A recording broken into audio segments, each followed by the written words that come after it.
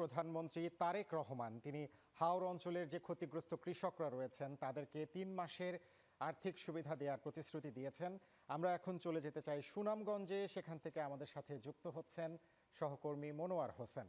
মনোয়ার, আমাদেরকে জানাবেন যে সেখানকার ক্ষয়ক্ষতি কেমন কৃষকদের, আর একই সাথে প্রধানমন্ত্রীর যে প্রতিশ্রুতি দিলেন তার প্রতিক্রিয়া কৃষকরা কেমন দিচ্ছেন?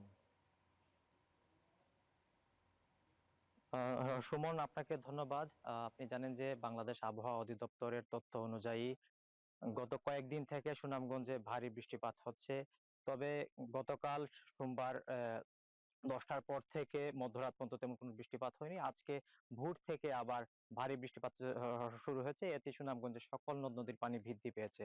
তবে আমি যদি আপনাকে আরেকটু জিনিস বলে রাখি যে সুনামগঞ্জে পাহাড়ি ঢল এবং অতি ভারী বর্ষণের কারণে জেলার সকল বেশিরভাগই হাওরে এখন পানি আছে।